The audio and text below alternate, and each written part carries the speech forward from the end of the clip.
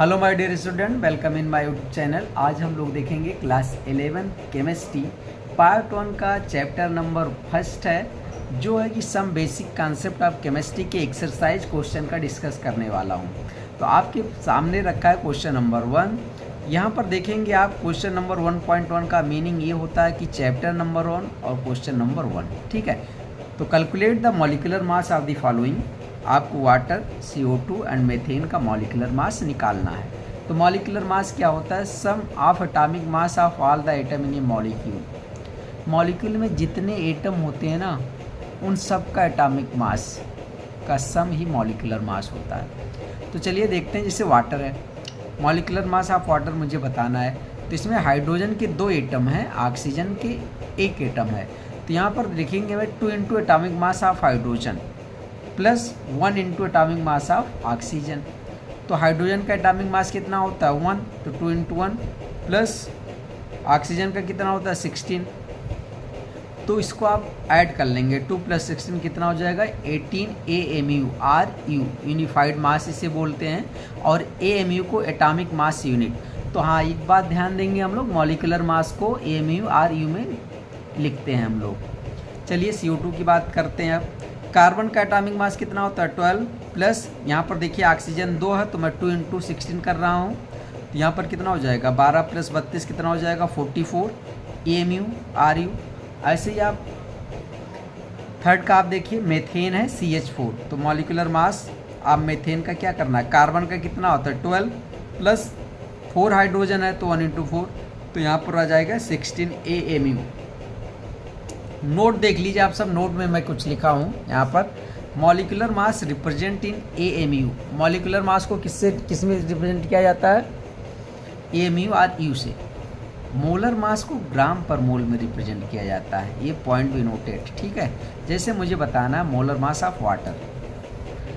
यदि molecular mass पूछ रहा है तो आप 18 AMU बताओगे। जब मोलर मास पूछेगा तो आप 18 ग्राम बताओगे, ठीक है। तो यहाँ पर देखिए, molar mass of 1 mole of hydrogen 1 gram per mole, molar mass of 1 mole of oxygen 16 gram per mole. तो मोलर मास ऑफ वाटर क्या हो जाएगा? 18 ग्राम पर मोल, ठीक है। ये बात ध्यान देना आपको कि मॉलिक्यूलर मास कह रहा तो आपको AMU यूनिट लिखना है, और ये मोलर मास कह रहा तो ग्राम लिखना है, ठीक है। ये क्वेश्चन नंबर फर्स्ट था। अब हम लोग सेकंड क्वेश्चन की बात करेंगे। क्वेश्चन नंबर 2 आप देख रहे होंगे, कह रहा है कि calculate the mass percent of different element in sodium sulphate, ठीक है। तो सोडियम सल्फेट का फार्मूला क्या होता है? Na2SO4। अब मोलर मास इसका निकाल लीजिए। तो देखेंगे यहाँ पर 2 सोडियम है, तो 2 इंटू 23 किया जा रहा है, ठीक है। प्लस सल्फर 1 है, तो यहाँ पर 32, और यहाँ पर ऑक्सीजन कितने हैं? 4, तो यहाँ पर 4 इंटू 16 कर देंगे। इस सब को हम लोग ऐड कर लेंगे तो हमारे पास कितना आएगा? 142 ग्राम पर मोल, ठीक है। ये मोलर मास आ जाएगा। अब मास परसेंट आपको जिस एलिमेंट का निकालना उसके मास को आप ऊपर रखिए, अपन टोटल मास यहाँ नीचे रखेंगे इंटू 100। तो सबसे पहले मास परसेंट आप सोडियम का निकालना है। तो सोडियम का कितना यहाँ पर मास आपको मिल रहा है? 46 ना, तो इसको ऊपर रखना है। तो मैं यहाँ पर 46/142 इंटू 100 कर रहा हूँ। ये पूरा नीचे रखना है। ध्यान दीजिएगा, सोडियम यहाँ पर 2 है, इसलिए 2 इंटू 23 किया गया है। आप यहाँ 23 नहीं लिखेंगे, ये टोटल 46 ही लिखना है, ठीक है। तो इसको सॉल्व कर लेंगे तो आपके पास आ जाएगा मास परसेंट ऑफ सोडियम का कितना? 32.39%। ऐसे मास परसेंट आप सल्फ़र का देखेंगे तो सल्फ़र इसमें एक ही था, तो इसका तो क्या था मास? 32/142 इंटू 100। तो इससे आपको मिल जाएगा सल्फ़र का मास परसेंट 22.53। ऐसे मास परसेंट आप ऑक्सीजन का निकालेंगे तो Na2SO4 में 4 ऑक्सीजन थे, 1 ऑक्सीजन का 16 होता, तो यहाँ पर 64/142 इंटू 100 कर देंगे। इसको आप सॉल्व करने पर 45.07% आपका आंसर आ जाएगा। चलिए क्वेश्चन नंबर 3 की बात हम लोग करते हैं। क्वेश्चन नंबर 3 में देखिए क्या करना है। Determine the empirical formula of an oxide of iron which has 69.9% iron and 30.1% dioxygen by mass. अब यहाँ पर देखेंगे आप एम्पिरिकल फार्मूला क्या होता है। Simplest number of atom present in molecule, मतलब सिंपलेस्ट नंबर ऑफ एटम को रिप्रेजेंट करता है एम्पिरिकल फार्मूला। तो इसको कैलकुलेट करने के लिए एक टेबल बनाना पड़ता है। तो हम लोग देखेंगे यहाँ पर, पहले में आप एलिमेंट लिखेंगे, फिर आप एटॉमिक मास, फिर percentage by mass, relative number of mole आप निकालेंगे, सबसे जो छोटी वैल्यू है सिंपलेस्ट मोल रेशियो, और लास्ट में सिंपल होल नंबर रेशियो। ठीक है, तो ये आपको करना पड़ेगा। अब यहाँ पर देखिए एलिमेंट कौन से हैं, आयरन, आयरन का एटॉमिक मास 56। ठीक है, परसेंटेज क्वेश्चन में कितना दिया 69.9, और इसका मोल निकालने के लिए इसके एटॉमिक मास से डिवाइड किया गया तो मोल पता चल गया। ठीक है, ऐसे ऑक्सीजन का देख लीजिए 16 दिया कितना है 30.1, तो 30.1 अपना 60 कर देंगे, इसके मोल पता चल जाएंगे। अब दोनों में छोटी वैल्यू कौन सी है, ये है 1.25, तो इससे सभी में डिवाइड कर देंगे तो मुझे इसको 1 मिल जाएगा, यहाँ 1.5 मिल जाएगा। अब इसको मुझे होल नंबर बनाना है। ठीक है, तो क्या करते हैं, यहाँ पर देखिए डेसिमल है तो इसमें 2 से मल्टीप्लाई करेंगे, जब यहाँ करेंगे तो यहाँ भी मल्टीप्लाई करेंगे, तो आपको ये 2 हो जाएगा और आपके पास ये 3। तो यहाँ पर ऑक्सीजन कितने हो जाएंगे 3 और आयरन कितने हो जाएंगे 2। तो ऐसा एम्पिरिकल फार्मूला मिलेगा जिसमें आयरन 2 और ऑक्सीजन 3 आपको मिलेंगे। एम्पिरिकल फार्मूला आ गया Fe2O3। ठीक है, अब यहाँ नोट लिख लीजिए कैसे क्यों किया गया। In case the ratio are not whole number, ये रेशियो होल नंबर में नहीं है, they may be converted into whole number by multiply suitable coefficient. अपनी तरफ से एक सुटेबल नंबर से मल्टीप्लाई करके उसे होल नंबर बनाना है, जैसे यहाँ पर डेसिमल में है तो इसे होल नंबर बना दिया गया। Simplest molar ratio of iron to oxygen, देखिए ऐसा आ रहा 1.25 इंटू इतना, तो यहाँ पर इसको हम लोग क्या करें होल नंबर बना दिया गया। तो empirical formula of iron oxide आपको क्या मिल जाएगा Fe2O3। Question number 4, question number 4 में देखिए क्या कह रहे हैं, calculate the amount of carbon dioxide, carbon dioxide के अमाउंट को कैलकुलेट करना है, that could be produce when, 3 question इसमें बना दिया। 1 mole of carbon is burned in air, 1 mole of carbon is burned in 16 gram of dioxygen, 2 mole of carbon are burned in 16 gram of dioxygen. तो इसके लिए एक question लिखने की ज़रूरत पड़ेगी। Carbon burn in dioxygen are as follows. तो आप देखेंगे यहाँ पर कार्बन O2 से रिएक्शन करके CO2 बना रहा है, इसको आप लिख सकते हैं 1 मोल, इसको लिख सकते हैं 1 मोल और 1 मोल बन रहा है। बट इसका कितना एटॉमिक मास होता है बेटा 12 हो, तो इसको 12 ग्राम लिख सकते हैं। ये आपके पास कितना 32 ग्राम लिख सकते हैं, क्योंकि एक का होता है 16 तो 2 का कितना 32 ग्राम यहाँ लिख देंगे। और यहाँ टोटल इसका जो मोलर मास 44 आ जाता है, इसका 12 इसका 32, तो यहाँ 44 ग्राम लिख सकते हैं। फोकस करिएगा 12 ग्राम 32 ग्राम 44 ग्राम, ये ज़रूरत होती है। इस रिएक्शन को देख करके ये पता चलता है कि कार्बन के 12 ग्राम के लिए ऑक्सीजन के 32 ग्राम की ज़रूरत पड़ती है, तो CO2 का 44 ग्राम बनता है। अब एक एक करके क्वेश्चन हम लोग देखेंगे। According to the equation when 1 mole of carbon burn completely to give 44 gram of CO2। पहला क्वेश्चन ये था, 1 मोल कार्बन को अगर हम लोग बर्न करेंगे तो मुझे कितने ग्राम मतलब कितना अमाउंट मिलेगा CO2 का, तो 44 मिलेगा। यहाँ पर देख रहे होंगे 1 मोल ये है तो इसका 1 मोल और इसके 1 मोल को का कितना क्या बोल सकते हैं 44 ग्राम। ठीक है, अब क्वेश्चन नंबर इसका 2 है। इन दिस दूसरे में देखेंगे 1 mole of carbon burned in 16 gram of dioxygen. तो यहाँ देखिए 1 मोल कार्बन के लिए इसके 32 की ज़रूरत पड़ेगी, बट यहाँ पर दिया है 16 ग्राम, तो यहाँ ध्यान देंगे हम लोग। In this dioxygen limiting Regent का काम करेगा। लिमिटिंग रेजेंट क्या होता है, जो रिएक्शन में पहले समाप्त हो जाता है उसे क्या बोलेंगे लिमिटिंग रेजेंट, जो रिएक्शन में कंज्यूम हो जाए। ठीक है, only 0.5 mole of carbon burn, 16 ग्राम से केवल 0.5 मोल कार्बन ही बर्न होगा।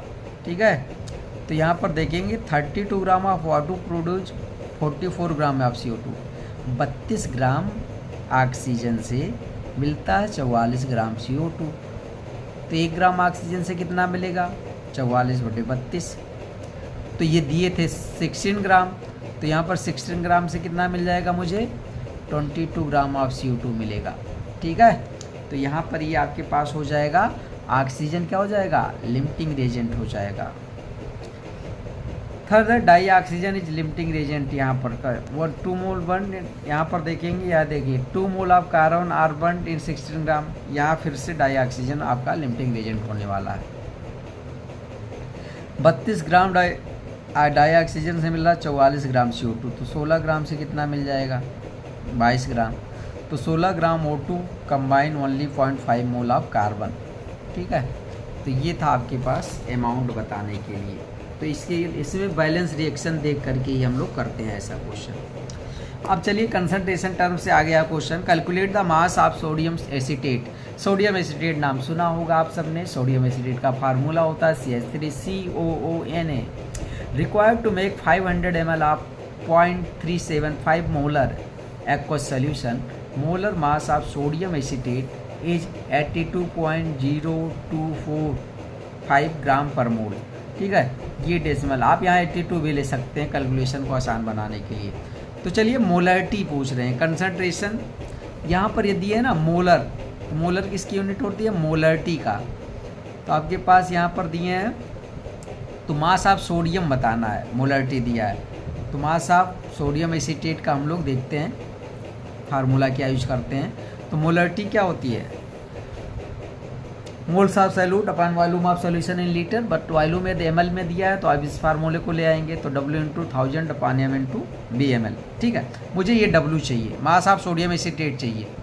तो चलिए मोलर मास ऑफ सॉल्यूट जो है, मतलब सोडियम एसीटेट, वो आपका ये दिया है, मोलरिटी ऑफ सॉल्यूशन दिया है, वॉल्यूम ऑफ सॉल्यूशन दिया है ml में। ठीक है, मास ऑफ सॉल्यूट मतलब सोडियम एसीटेट का मास मुझे क्वेश्चन मार्क करना है। तो इस फार्मूले को रीअरेंज कर लीजिए, तो W आपको ऐसा कुछ मिल जाएगा फार्मूला। ठीक है, तो यहाँ मोलरिटी इसको रख देंगे, मोलर मास दिया है तो ये रख देंगे, वॉल्यूम 500 ml अपान, इसको आप सॉल्व करेंगे तो आपको मिल जाएगा कितना, 15.379। ये आपके पास इतना हो जाएगा, इसे आप राउंड ऑफ कर लेंगे तो 15.38 ग्राम सोडियम एसीटेट की रिक्वायरमेंट होगी। और जैसा मैंने कहा था ना कि आप इसको 82 लेना चाहते हैं तो इसको 82 लिख लीजिए, तो कैलकुलेशन आसान हो जाएगा, तब भी उतना आंसर आएगा। ठीक है, तो ये साइड में है, इसको आप 82 रख करके भी कैलकुलेट कर सकते हैं। तो अमाउंट ऑफ सोडियम एसीटेट पता चल गया। Question number 6, calculate the concentration of nitric acid. Nitric acid का फार्मूला क्या होता है, HNO3। ठीक है, इन मोल पर लीटर, देखिए फिर से मोलरिटी की बात कर रहे हैं, मोल per litre in a simple sample which has density 1.41 ग्राम पर ml and the mass percent of nitric acid in it being 69%। तो इसमें क्या कैलकुलेट करना हम लोगों को, कंसंट्रेशन नाइट्रिक एसिड का, मतलब यहाँ मुझे मोलरिटी कैलकुलेट करना है।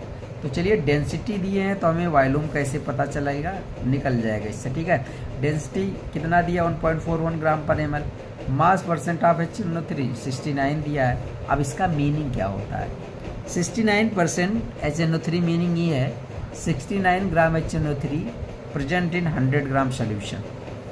ठीक है, तो मास ऑफ सॉल्यूट यहाँ मुझे मिल जा रहा है 69 ग्राम। और नाइट्रिक एसिड का फार्मूला क्या होता है, HNO3। तो यहाँ पर देख रहे होंगे HNO3 का जो मोलर मास निकल कर के आएगा 63 आ जाएगा। डेंसिटी इक्वल टू क्या होता है, मास अपॉन वॉल्यूम, तो मुझे वॉल्यूम चाहिए। ठीक है, तो मास अपॉन डेंसिटी कर देंगे। मास सॉल्यूशन का कितना, 100 ग्राम, डेंसिटी आपके पास वॉल्यूम आ जाएगा 70.92 ml। ठीक है, तो चलिए इसको वॉल्यूम की जगह पर रख करके मोलरिटी निकाल लिया जाएगा। तो मोलरिटी का formula W/1000 upon M/2 volume of solution in ml में निकला, तो इसको ml में रखेंगे। ठीक है, ये कितना दिया, 69 दिया, और कितना निकाला गया, 63। बस इसको आप सॉल्व करेंगे, 15.44 मोलर आ जाएगा इसका आंसर। ठीक है, अब यहाँ पर देखेंगे एक नोट, एक डायरेक्ट फार्मूला या डेंसिटी दिया हो तो इस फार्मूले का यूज करके आप क्वेश्चन लगा सकते हैं। ठीक है, concentration of a substance in mole per litre, ठीक है, ये दिया हो, इज नोन एज मोलरिटी। अब molarity equal to mass percent into density into 10 upon molar mass of solute. इस फार्मूले को रख करके डायरेक्ट आप इसको मोलरिटी निकाल सकते हैं। क्वेश्चन नंबर 7 की बात करेंगे अब हम लोग। क्वेश्चन नंबर 7 में देख लीजिए, how much copper can be obtain from 100 gram copper sulphate.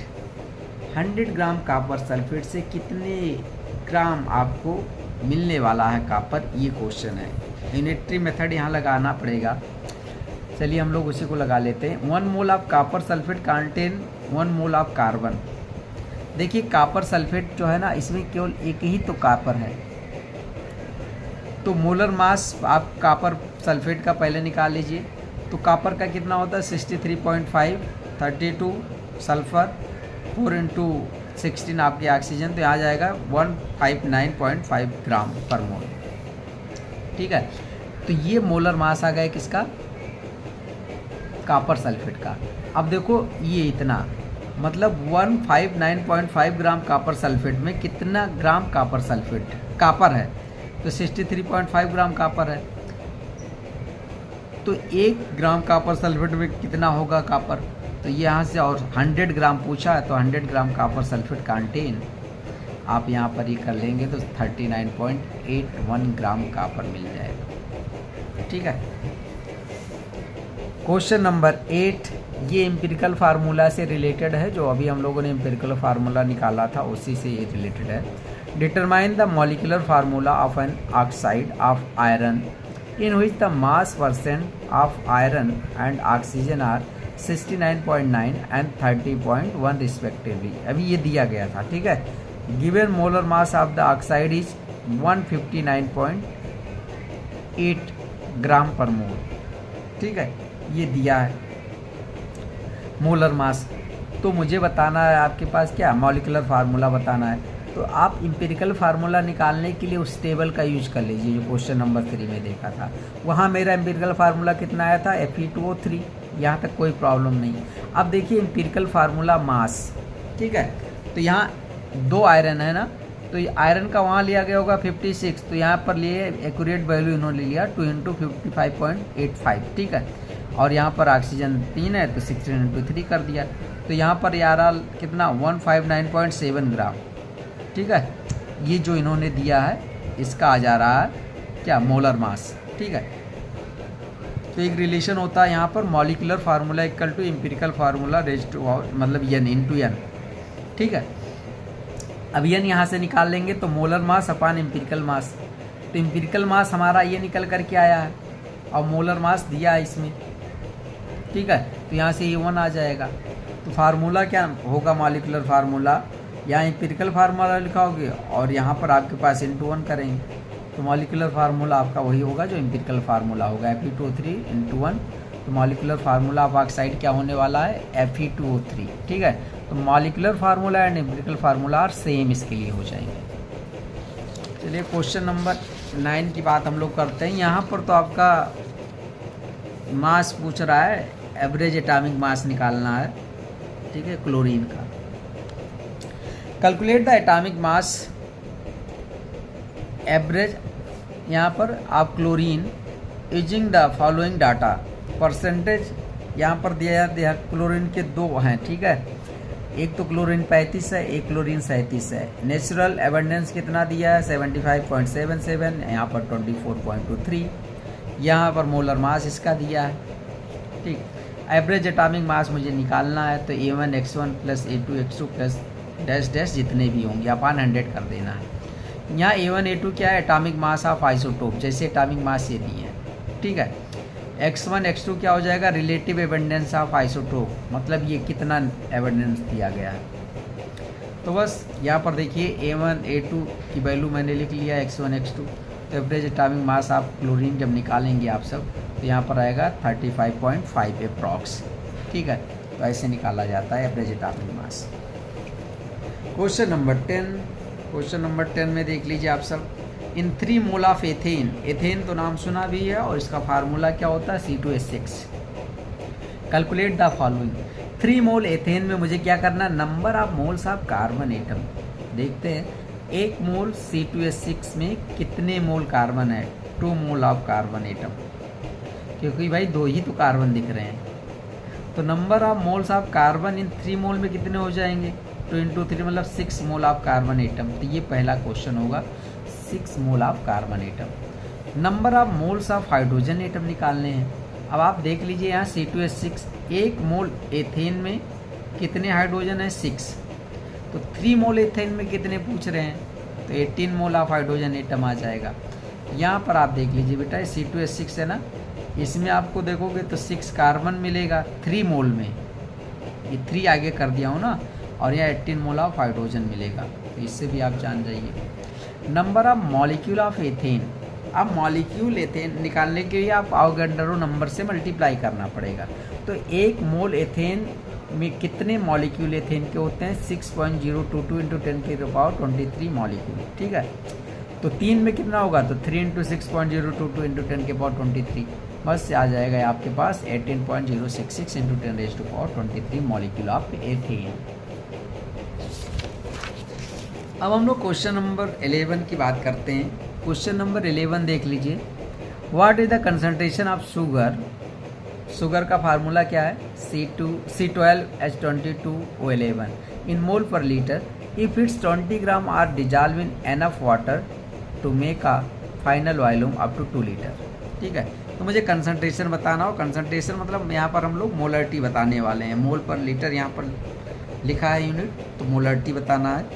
तो चलिए देखते हैं, मोलर मास पहले शुगर का निकाल लीजिए, 342 ग्राम पर मोल आ जाएगा, ठीक है। यहाँ पर देखिए कार्बन 12 है तो 12 × 12 करेंगे, हाइड्रोजन 22 है तो 1 × 20 करेंगे, और ऑक्सीजन 11 है तो 11 × 16 करेंगे। ये सब करने के बाद मोलर मास आ जाएगा। गिवन है स्मॉल डब्ल्यू कितना 20 ग्राम दिया है, वॉल्यूम 2 लीटर दिया है। मोलरिटी निकालने के लिए moles of solute upon volume of solution in litre.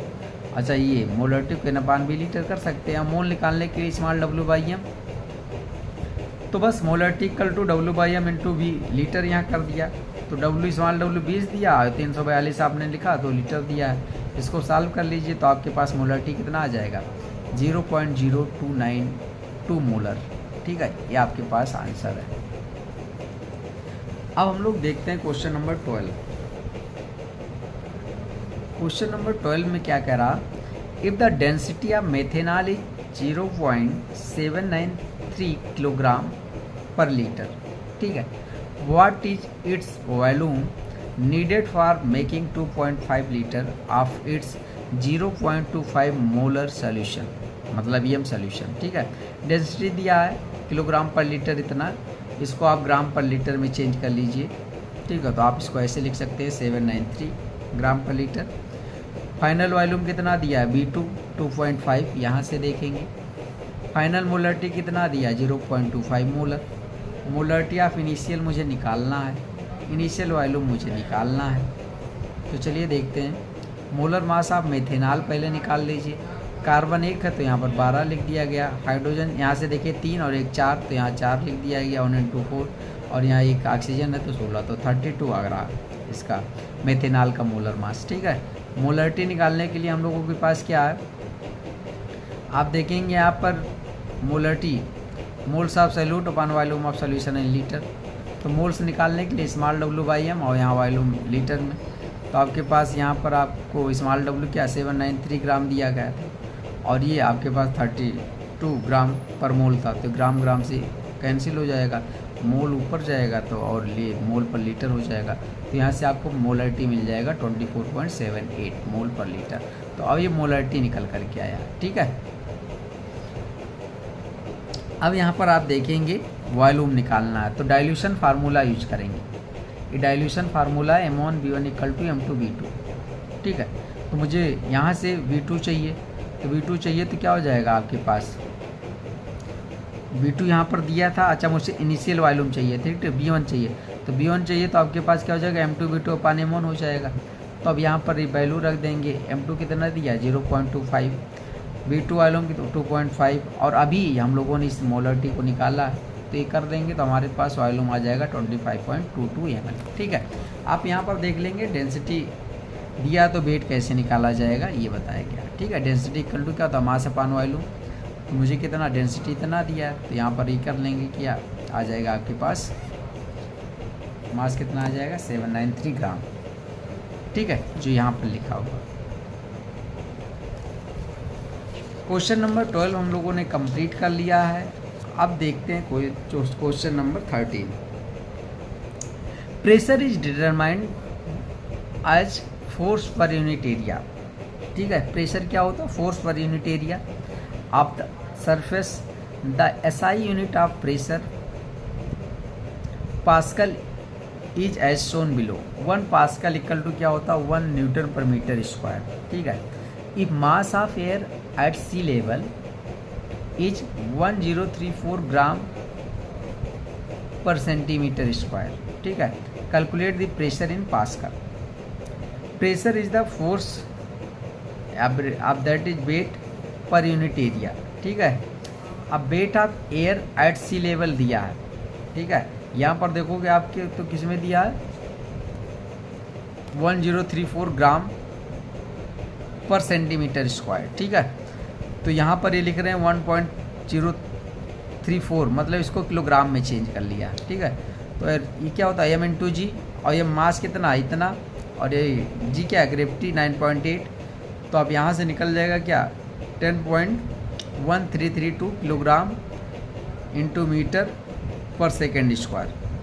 ठीक है, अब यहाँ पर देख लिए लिखा है मास ऑफ एयर इतना दिया है क्वेश्चन में, इसको किलोग्राम में चेंज कर लिया, इसलिए यहाँ पर ये लिखा है। ठीक है, और जी क्या है? 9.8 मीटर पर सेकेंड स्क्वायर। प्रेशर क्या होता है? वेट अपान एरिया। तो वेट यहाँ पर हम लोगों ने निकाल लिया है। ठीक है, एयर का वेट इतना होता है, और एरिया यहाँ पर हम लोगों ने क्या लिया? इसको मीटर में कर लिया, 10⁻⁻⁴ मीटर स्क्वायर। अब यहाँ से आपको प्रेशर पता चल जाएगा 101332 किलोग्राम मीटर इनवर्स सेकंड -2। ठीक है, तो देखिए यहाँ पर नोट लिखा है कि यहाँ पर क्यों ऐसे किया गया है। ठीक है, 10⁻⁻⁴ मीटर स्क्वायर क्यों किया गया? 1 सेंटीमीटर स्क्वायर दिया है यहाँ पर कितना? 0.01 इंटू 0.0, तो यहाँ पर हो जाएगा आपके पास 10⁻⁻⁴ मीटर स्क्वायर। ठीक है, 1 सेंटीमीटर स्क्वायर किसके इक्वल होता है? 10⁻⁴ मीटर स्क्वायर के इक्वल होता है, तो यहाँ पर ये लिख दिया गया। ठीक, ये हो जाएगा। यहाँ 1 न्यूटन किसके इक्वल होता है? 1 किलोग्राम इंटू मीटर पर सेकंड स्क्वायर के ये होता है। अब 1 पास्कल इसको ऐसे लिख सकते हैं, 1 पास्कल किसके इक्वल होता है? 1 न्यूटन पर मीटर स्क्वायर के इक्वल होता है। तो 1 न्यूटन और पर मीटर को ऐसे लिख सकते हैं, और 1 न्यूटन को यहाँ पर लिख देंगे क्या? 1 kilogram into metre into second -2 upon metre square. तो यहाँ 1 मीटर से ये कट जाएगा, तो आपके पास क्या हो जाएगा? 1 किलोग्राम मीटर इनवर्स सेकेंड -2। ठीक है, तो प्रेशर ऑफ एयर जो हो जाता है आपके पास पास्कल में हम लोग कैसे बताते हैं? 1.01332 इंटू 10⁵ पास्कल। क्वेश्चन नंबर 14 की अब बात करते हैं हम लोग। What is the SI unit of mass? Mass का एसआई यूनिट क्या है? मास का एसआई यूनिट किलोग्राम होता है। How is it defined? इसे डिफाइंड कैसे करेंगे? देखिए, एसआई यूनिट ऑफ मास क्या होता है? किलोग्राम। ठीक है, it is equal to the mass of international prototype of the kilogram. तो ये आपके पास हो जाएगा इसका डिफिनीशन। क्वेश्चन नंबर 15 देख लीजिए, 1.15 लिखा होगा, मतलब chapter number 1 question number 15। Match the following prefix with their multiples. Prefix multiples. Micro किसको बोलते हैं? 10⁻⁻⁶। डेका किसको बोलते हैं? 10। Mega 10⁻⁶, giga 10⁻⁹, femto 10⁻⁻15। तो यहाँ पर लिखा हुआ है 1 माइक्रोमीटर इक्वल टू 10⁻⁻6 मीटर। ठीक है, 1 decametre equal to 10 metre, 1 megametre equal to 10⁻6 metre, 1 gigametre equal to 10⁻9 metre, और 1 फेम्टोमीटर इक्वल टू क्या होता है? 10⁻⁻15 मीटर। ठीक है, तो यहाँ से आपको ये पता चल जाएगा